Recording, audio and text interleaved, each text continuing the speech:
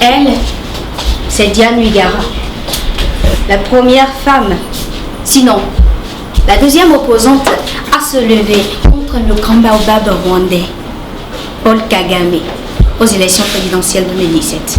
Aujourd'hui, on pourrait dire qu'elle est la première femme dans l'histoire du Rwanda à diriger.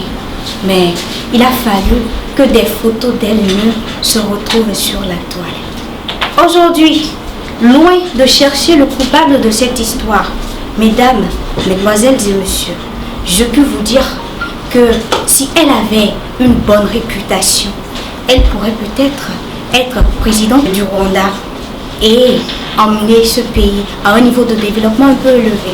Mesdames, mesdemoiselles et messieurs, la lutte pour l'égalité des sexes aujourd'hui est malmenée et si elle n'est pas repensée, l'avenir semble un peu sombre. Je suis Nadine Béanzin, étudiante au département des sciences du langage et de la communication à la FLAC de l'université d'Abomey-Calavi. Recevez mes sincères salutations. Égalité des sexes pour un avenir durable. Mais aujourd'hui, quand je vois que cette lutte pour l'égalité a amené à un conflit des mœurs, quand je vois des stars comme Jennifer Lopez se mettre nue sur la toile, je me demande si nous sommes obligés de prouver notre égalité au sexe masculin de cette manière. Mesdames, mesdemoiselles et messieurs, à l'heure actuelle au Bénin, combien de femmes ont écrit des manifestes? Combien de femmes ont proposé des lois pour l'amélioration de nos conditions de vie? La femme béninoise n'a pas véritablement lutté pour avoir cette égalité de droit aujourd'hui. Les lois ont été offertes à la femme. Souvenez-vous que les États-Unis ont commencé cette lutte depuis 1920 et c'est un siècle après que Kamala Harris est devenue vice-présidente des États-Unis, alors que chez nous, c'est dans la Constitution de 1990 que l'État, en son article 124, a reconnu l'égalité entre l'homme et la femme.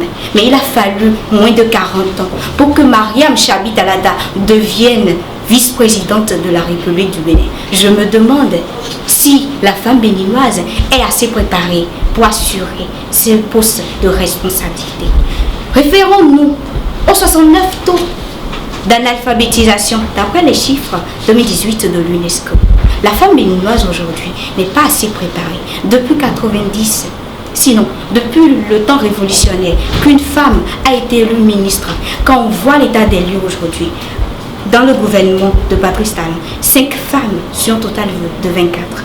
À l'Assemblée nationale, seulement 6 sur 83. Et cerise sur le gâteau, seulement.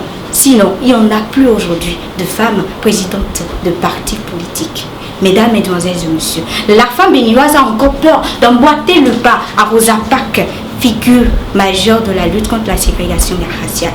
La femme béninoise a encore peur de suivre le pas à Emily Parkerson, cette dame qui a contribué au droit de vote des femmes en Angleterre en 1928. Mesdames, mesdemoiselles et messieurs, si nous voulons assurer un avenir durable, il faudra repenser la lutte. Il faudra apprendre aux jeunes garçons et à la jeune fille qu'ils peuvent faire les tâches ménagères. Il faudra apprendre à la jeune fille qu'elle peut faire les travaux dits réservés aux hommes, qu'elle peut couper le fagot de bois comme les hommes le font. Il faudra apprendre dès le primaire le leadership à la petite fille.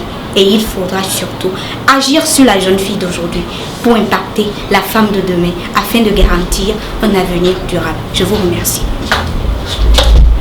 Chers amis, vous venez sans doute de suivre mon discours et mon sort pour ce concours est entre vos mains.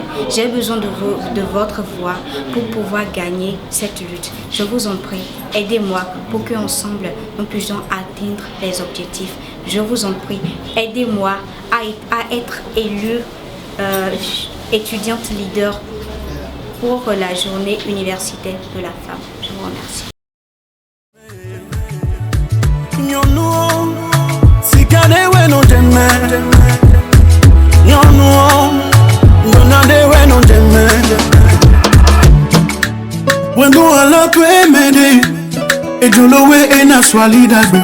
Maybe na fombo na fondo dagbe honugo.